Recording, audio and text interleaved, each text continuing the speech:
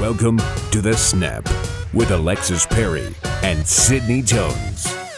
It's another Post-Win Wednesday, and we are so glad you tuned in to the Broncos Podcast Network and now on YouTube for the latest edition of The Snap. I'm Alexis Perry, and per usual, my gal pal and co-host Sydney Jones is joining me today, and we have such a fun show planned for all of you. This week on The Snap, Sydney met up with Hamler just minutes after his game-winning touchdown.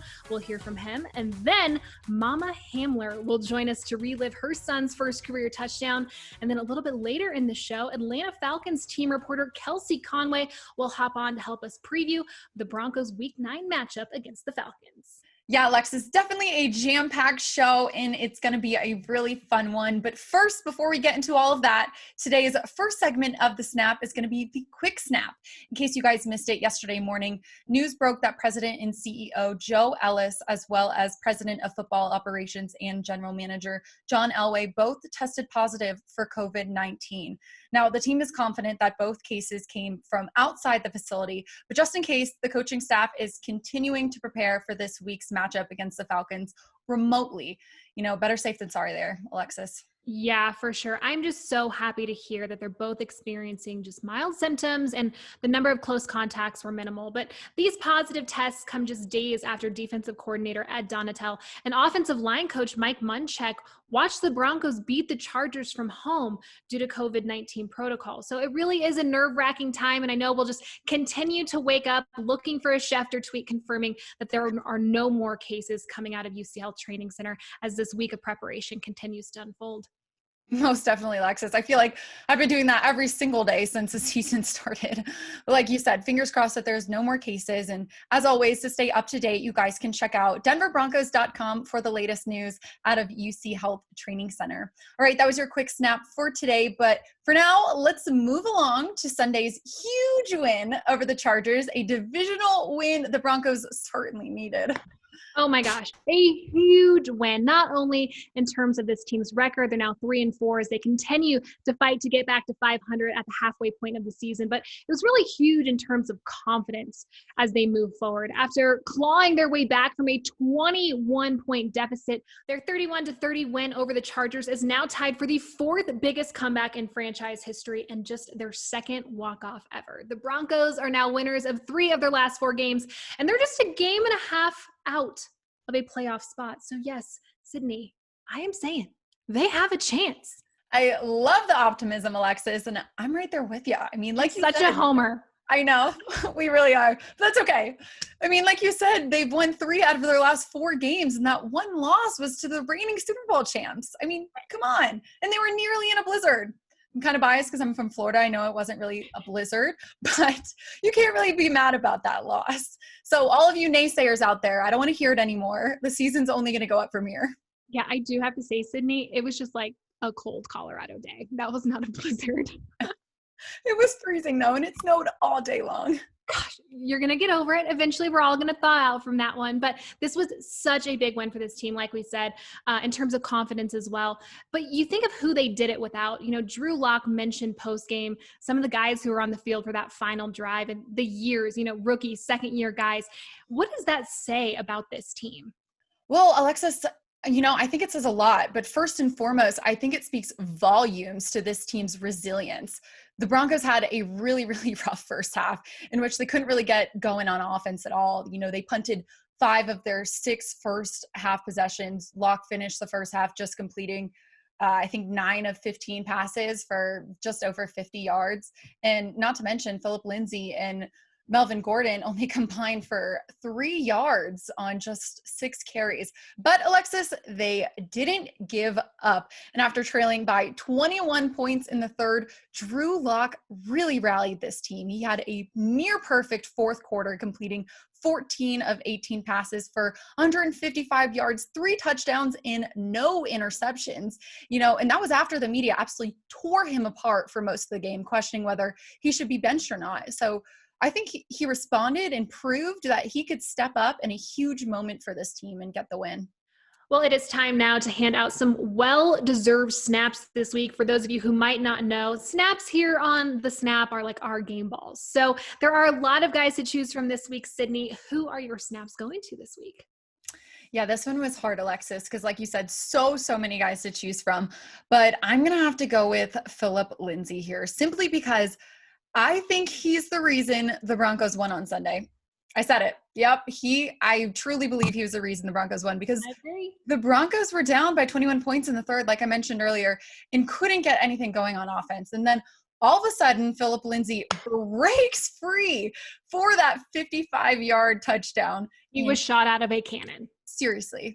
Feet were on fire. And then everything changed. You could feel the shift in momentum, in optimism, in confidence. But, it's funny because prior to that play, Phillip had only run for just 1 yard on 3 carries. But, he patiently waited for an opportunity, and the opportunity came, and he sparked that comeback. So for that, I'm giving Phillip my snaps. And then he ended up averaging like 14 yards a carry or something like that. Like, come on. Seriously. Yeah. Feed Phil. Hashtag feed Phil, Alexis. Love it. But what about you, Alexis? Who are your snaps going to this week? Yeah, I guess this week it's tough because I know Drew Lock, he really deserves some snaps. But I think there's a guy this week who doesn't generally get a lot of recognition, and this week he really deserves it, and that's wideout Deshaun Hamilton. He stepped up in a huge way without guys like Tim Patrick and Cortland Sutton in the mix. He caught 4 out of 5 targets, 82 total yards, averaging 20+ yards a catch, and of course that 40-yard touchdown. So I loved what we saw from Deshaun Hamilton. I just really want to see him continue to build off of that game, because he's going to have another opportunity this week up against that Falcons team. The run defense is really strong. Their secondary is a little bit of a struggle spot for them, so hopefully he could take advantage of that. Well, another guy deserving of some snaps, and I wish that he would have been able to get a real game ball after this game, was rookie wideout KJ Hamler, who snatched up that game-winning touchdown. Sydney, I know you had the opportunity to catch up with him just minutes after his big moment. Safe to say he was pretty pumped?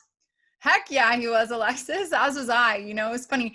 He told me right after the game that this type of game is how legends are made. In the tough times, you got to step up to the plate, and that's certainly what this young team did.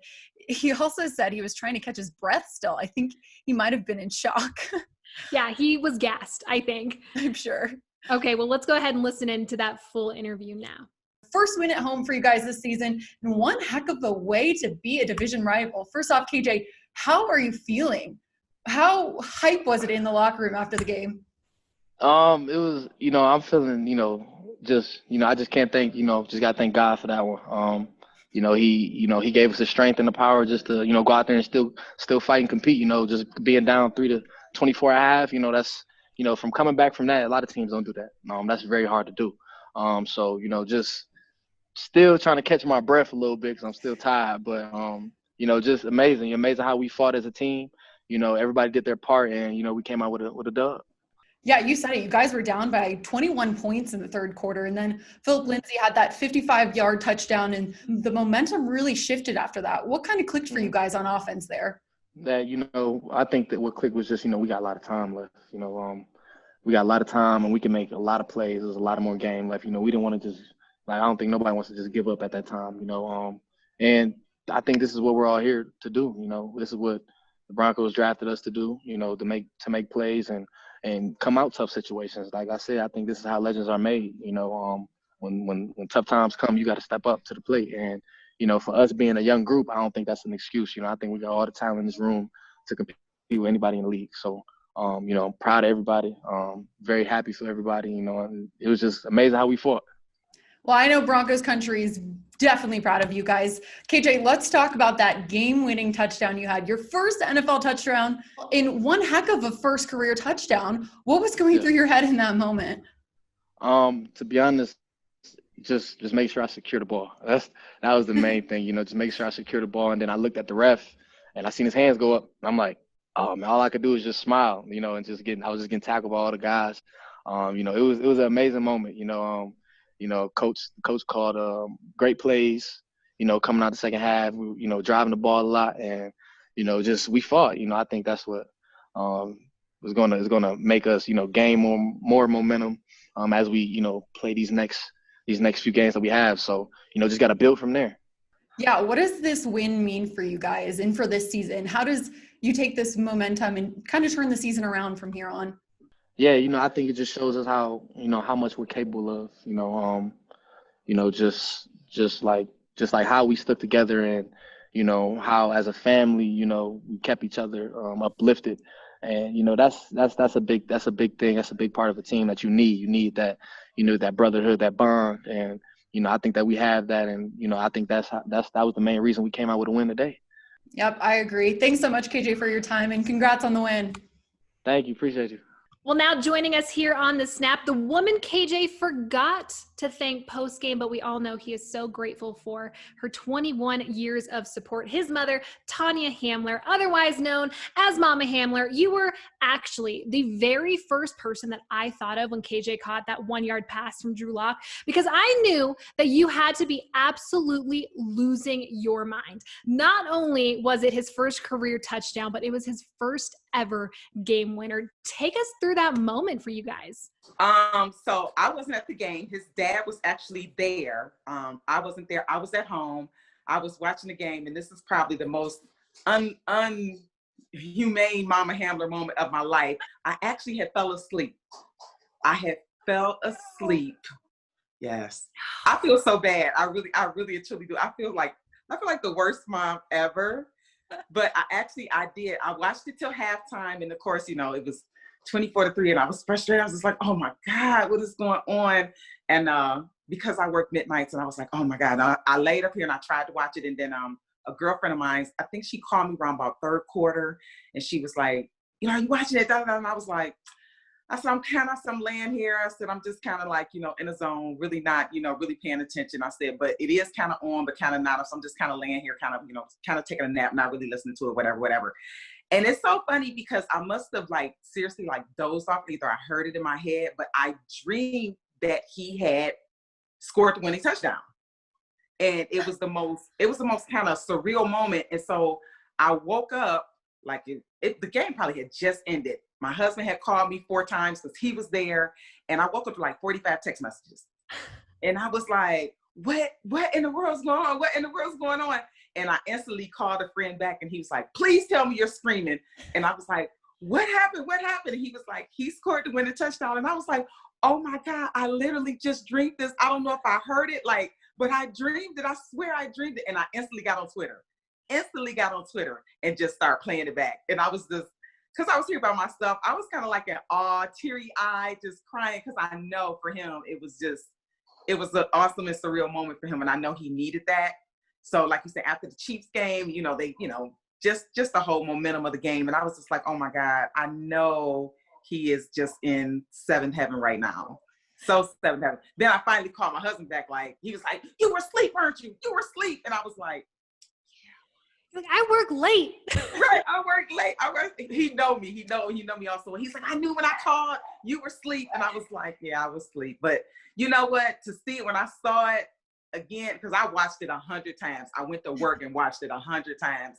And I just, you know, I didn't even call him. I was just like, I'm going to wait. I'm going to let it all die down, you know, because I know, you know, for him, he's having his moment. So I waited a long time. I waited like freaking hours before I finally called. Well, what did he say when he called you the next day? You know, it's so funny, Alexa, we didn't even really talk. You didn't talk about it? You know what? I was just like, hey, you know, he was like, hey, Mom. I was like, how you feeling? And he was like, amazing. And I was like, I am so proud of you. And he was like, I know. And then we started talking about something. And it's so funny because when I did talk to KJ and I said, oh my God, Kay, I'm so happy for you. And I said, you know, how you feeling? And he was like, Mom, I heard you didn't even see it. And I was like, oh, who told you that? I said, it don't matter. It still feels the same, you know. Like I said, I still watched it today. I was watching Good Morning Football, and they gave him so many names, the Hamburglar and green eggs and ham. So yeah, it's like I said, I love it every time I see it. I try not to post so much because I feel like, I know people be like, God, she quit posting about her kid, but I did like tell them. That act like you've been there mentality, right? You know what though? Because I sent KJ this long text message before the game, and he said, you know, you always foresee stuff. You know, you always kind of tell me, you know, just, you know, do this, go out, just say my prayer, you know, have my moment with me and God. And he was like, and I did that day. I did that day. And I was like, you know, I said, I keep telling you, you gotta listen to me. So like I said, we talked about it for maybe 5-10 minutes, and then it just became, me and KJ talking about something else. But it was the best one. I kept showing it off to everybody at work. Like, look at this. He scored the winning touchdown. I'm riding around at work. Like, did you see that? Did you guys see the game? I felt so proud because I knew he needed that. And he's never scored the winning touchdown ever in life, in his whole career. So I knew for him, it was just a surreal moment for him. Yeah, you knew it before the game when you texted him, and then you dreamt it. Mom's intuition, Yes. right? Mom's intuition, yes. Because I actually told him in the text, I said, you really just, you really haven't had that breakout moment that you need. I said, so go out, on the field. Don't take off your shirt, no antics, no jumping around. I said, just go out there and have your, your moment with you and God, and say a prayer, ask him for strength and guidance, and just humble yourself, and he was just like, okay, Mom, okay, so I don't know. It was so surreal. I told his dad, I was like, man, I said, I dreamed this, and I told him this text message, and I was like, I don't know, man, maybe it was just God speaking to us in some certain way, so yeah, it was Mom's intuition. Yeah, did you yell at him the game before when he took his shirt off in freezing temperatures in the snow? I saw that and was like, absolutely not. Always trying to get sick. You know what? I was so mad at him. If I could have jumped through that TV that day, I would have. I seriously would have. I was so mad because KJ is asthmatic. So I was like, what are you doing? Like, no, don't do that. No. So yeah, I was furious at him that game. He told me, Mom, we did it at Penn State. I was like, KJ, stop, grow up, like knock it off. That's enough is enough. And it's hard enough to breathe out here in Colorado as it is. Yes. Yeah. And then we're still in a pandemic. Like, what are you doing? Like, stop. So yes, I was very mad at him. So upset at him about that. Well, it was such a big moment for this team, but I know it had to be extra special for KJ too, especially after he suffered that nagging hamstring injury that he had during training camp. And then, he missed the Broncos season opener. Probably not how he expected his first season in the NFL to start, but he did make his NFL debut in week 2 against the Steelers.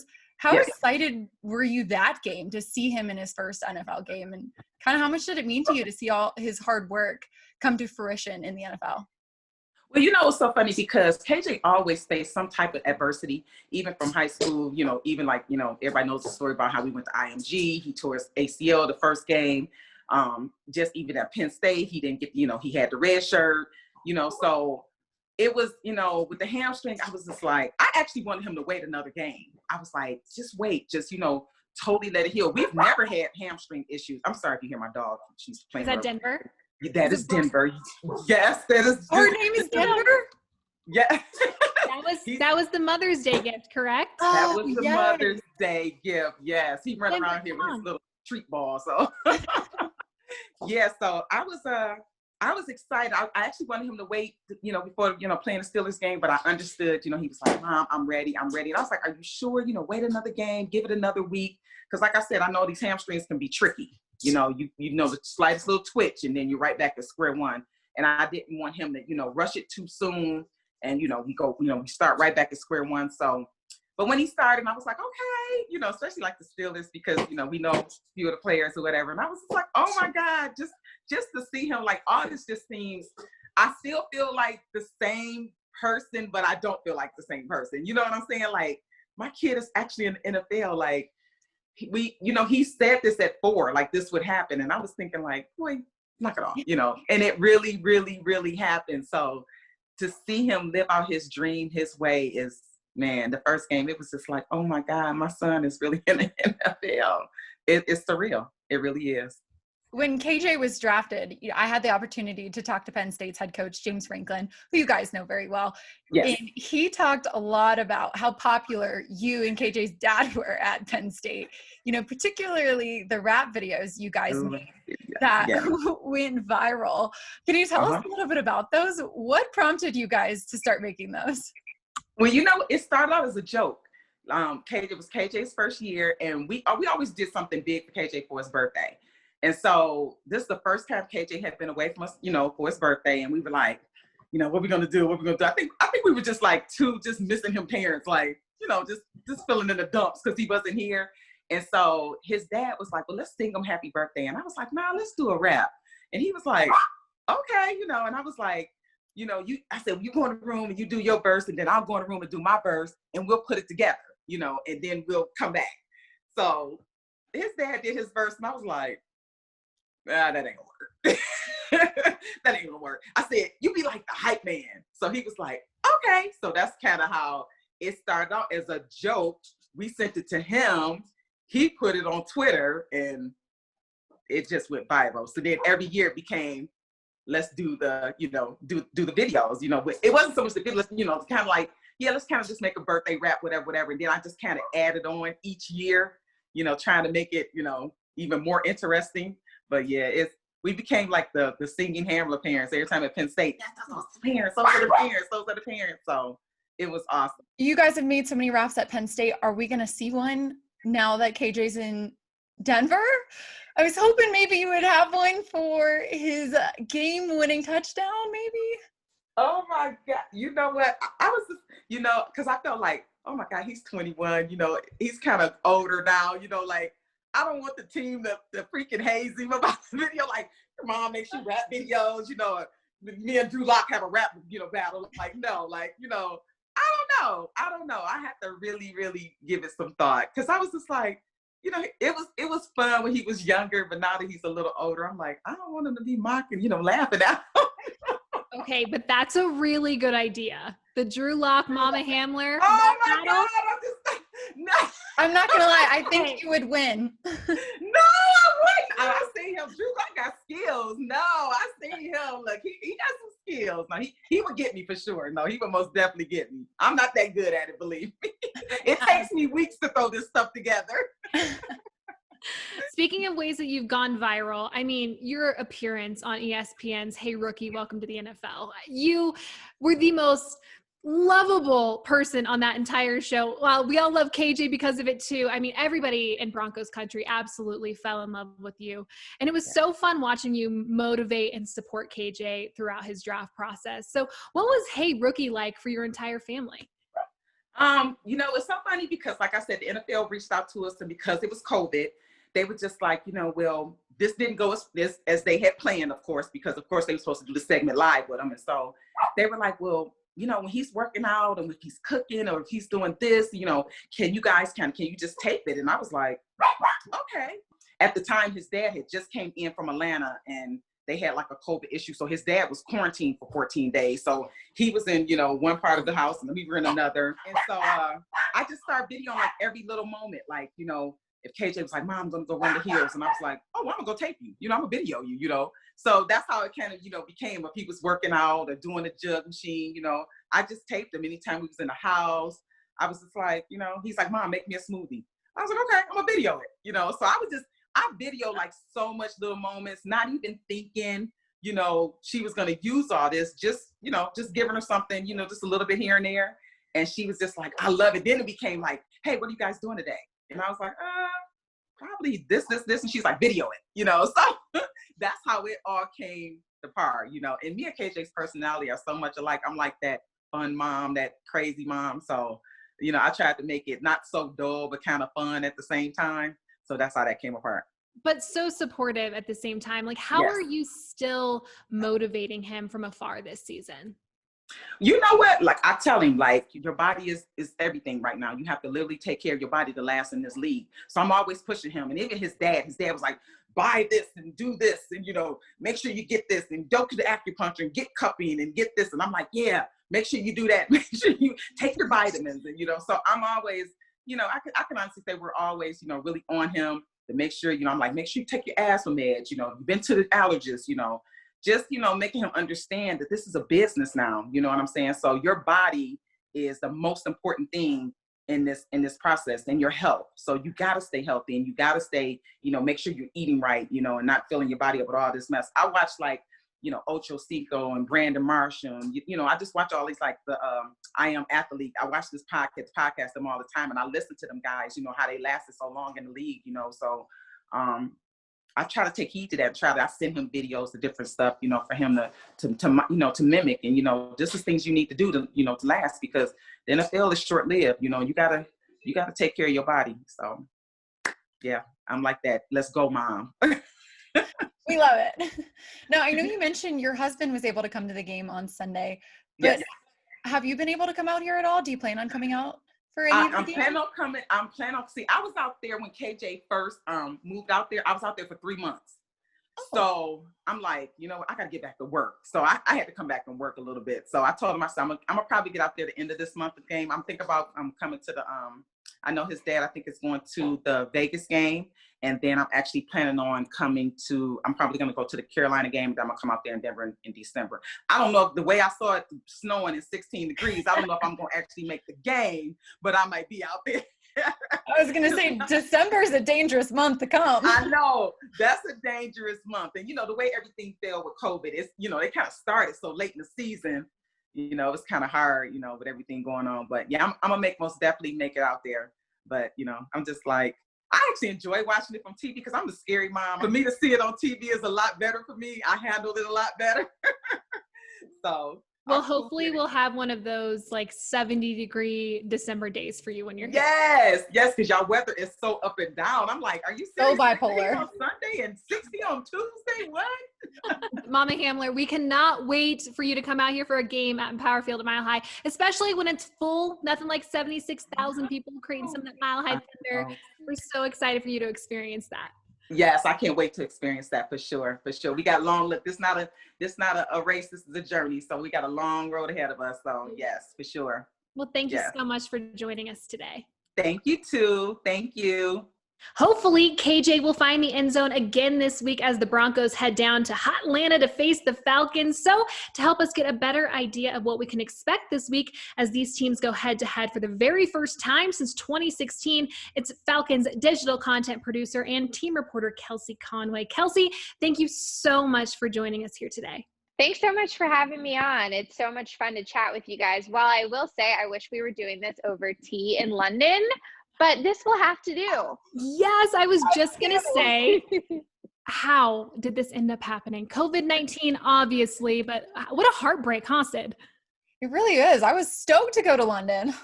I'm sure you were too, Kelsey. Yeah, it was one of those things that was circled on my calendar when the schedule came out, and then COVID. And now we're doing this over Zoom, but, you know, we're making it work, which is what we all are doing in 2020, right? Yeah, making the best out of these circumstances for sure. Now, speaking of which, Kelsey, the Falcons are now 2-1 under interim head coach Raheem Morris, and you guys arguably could be 3-0. So what's really changed with the Falcons since Morris took over? So funny. I've heard from so many people, the Falcons could be 3-0 or the Falcons should be this. Well, they're not. And, you know, you like to hope and wish that you could take things back, like Todd Gurley scoring, meaning he shouldn't have scored against the Lions to give the ball back, or they would have had the win.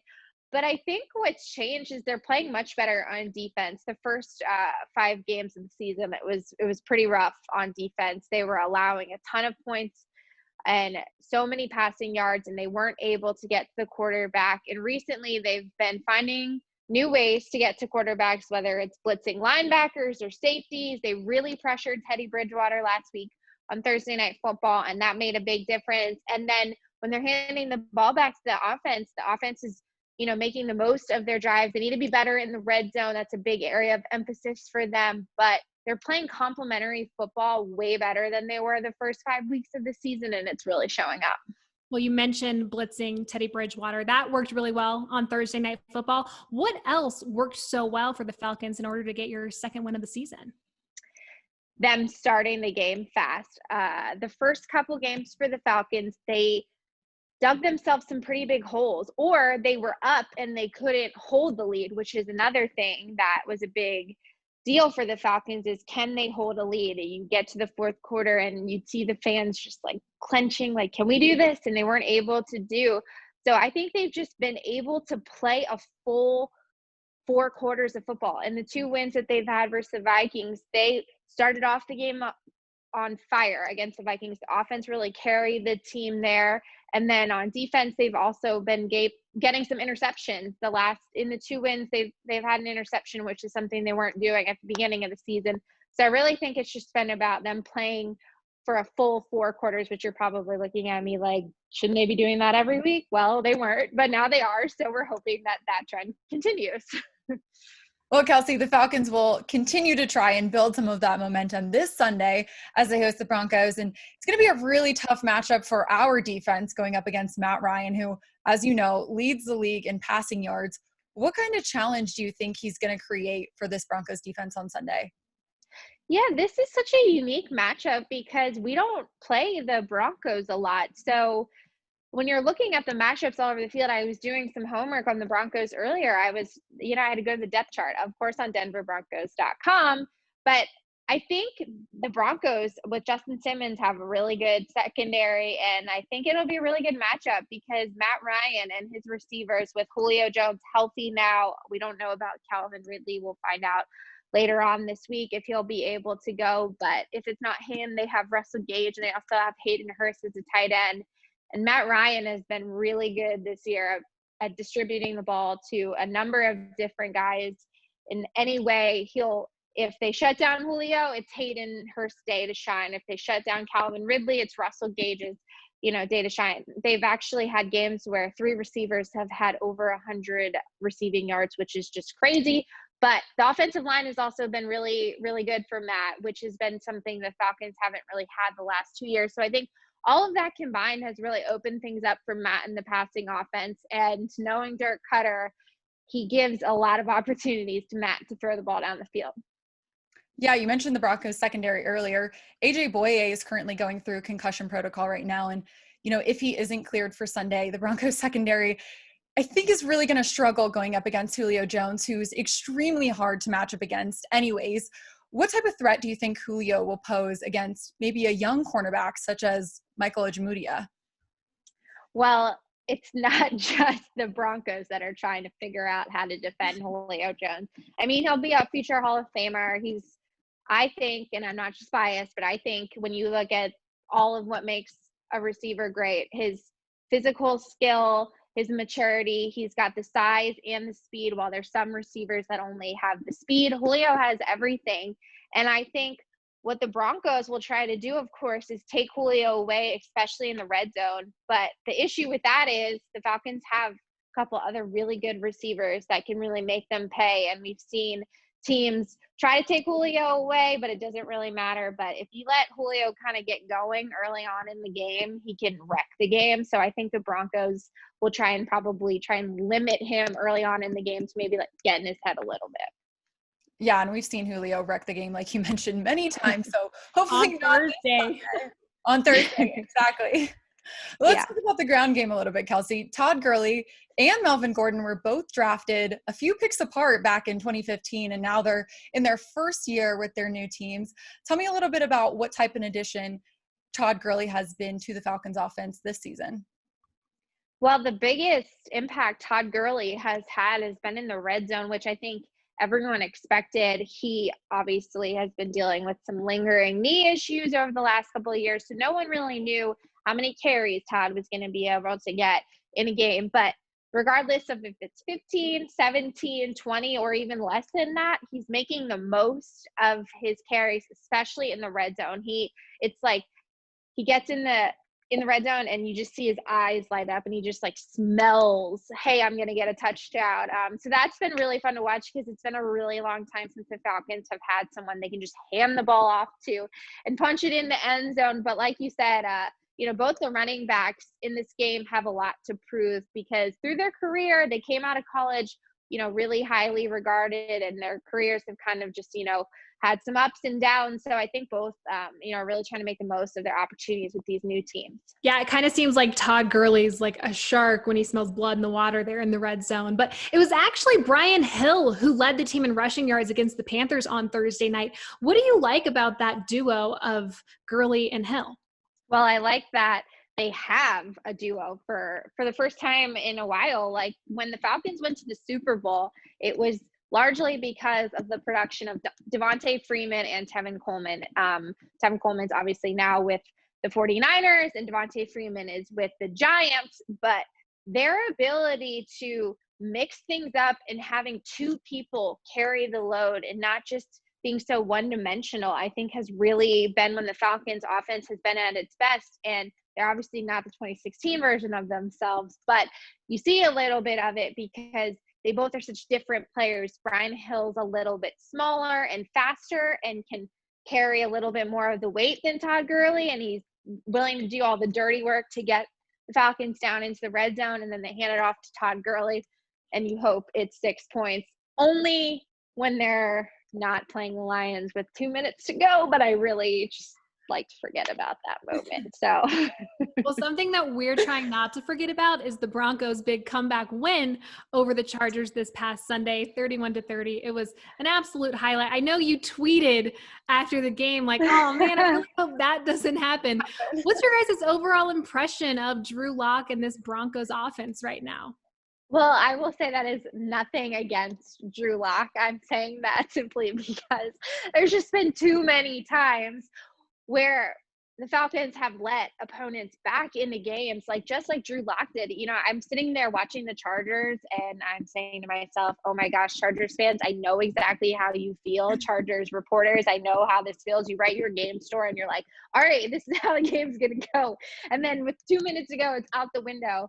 But you know, with Drew Lock, it's been really interesting because, like I said, we don't see the Broncos play that much. We don't play you that much. So it's been really fun for me to kind of learn and do some digging with Drew Lock, of course. And he just kind of seems like he's got a lot of moxie to him, which I like. Like, he knows that people are talking about a lot of other quarterbacks before him. But I was reading, you know, some of your articles about the halftime speech he gave to the team against the Chargers. And I think he's a player that shows that he has a lot of confidence. And then I know firsthand what it's like to add an Alabama receiver like he now has with Jerry Jeudy and what that can do for an offense. So I think they're going to be a really fun duo to watch. Obviously, I'm hoping there's not a ton of production against the Falcons on Sunday, but I do like what he's bringing to the table. The dance moves could be a little bit better, but, you know, we won't knock him for that. They're great. They're fantastic. They're like dad moves. I love them. I know. I'm with Kelsey on this. I think Drew needs to work on him a little bit. I think maybe him and I have like the same level of skill, and so that's why I'm a huge fan. How about this for a thought? Who do we think, and maybe we should put this out on social media, who do we think has worse dance moves, Drew Lock or Matt Ryan? I don't know. Have you ever seen categories? No. Have you seen Matt Ryan dance? No, Matt does not put himself out there like that. Matt is super polished, professional every time. Of course, I feel like Drew Lock wins by default because at least he does it. Yeah. Maybe they should have a dance off on Sunday. I do have to ask, speaking of Drew Lock and the Falcons defense, what's the Falcons' greatest strength on defense right now? Wow, that is a tough question. If you had asked me that a couple weeks ago, I don't know if I could have given you an answer. But I would say right now, the way that they are stopping the run, and they've been really good, not so much at getting to the passer. They have not had a lot of sacks, but Grady Jarrett, I'm sure you guys will talk about him. He is one of the most underrated best defensive players in the NFL. And I'm not just saying that because he's awesome. You listen to any of the TV broadcasts or any of the NFL insiders, they'll tell you Grady Jarrett is one of the scariest defensive linemen to go up against. And he kind of sets the tone for them up front. And he's up there at the front, wrecking run plays, trying his best to get to quarterbacks. So I think the way that they're kind of attacking the run game and forcing teams to try and beat them through the pass and hoping that they can get some of those blitzes going, I think that's what they've been doing really well. So I think it all starts with Grady and the way he sets the tone. And I think that's, you know, the biggest strength of the team. Well, last question for you, Kelsey. You know, Thursday's night's win against the Panthers was probably one of the highlights of the season for Falcons fans so far. Do you see that win jump starting this team, maybe giving them the momentum they need to finish the season really strong? You know, I would like to hope so, but I don't really believe in momentum carrying over from each week. And I think that I've learned that because the Falcons went and beat the Vikings and everyone got really excited. Okay, maybe they just needed to get the win, and then they came home and they let a game against the Lions completely get away from them. So I don't really know how much I personally believe in momentum, But I think there were certain things that I really liked that I saw that I'm hoping continue. And there's certainly some things that they need to fix. But I think, I mean, it would be hard to be a defensive player on the Falcons after the first 5 weeks they had and not be like, wow, this is what we can be. So I think there's definitely some sort of confidence brewing, but you can have confidence all week. It just all comes down to how you play on Sunday. So that's kind of my personal take on that. Kelsey, thank you so much for your time. We really appreciate you joining us. I love chatting with you guys. Well, Sydney, sadly, that is all the time we have for this week's edition of The Snap. Another big thank you to Mama Hamler and, of course, Kelsey Conway for joining us. This was a ton of fun. So much fun, Alexis, and we had such great guests this week, too. Oh, yes, we did. Okay, we will have more great guests coming up next week on The Snap. Be sure to tune back in to the Broncos Podcast Network and right here on YouTube. We'll see you then.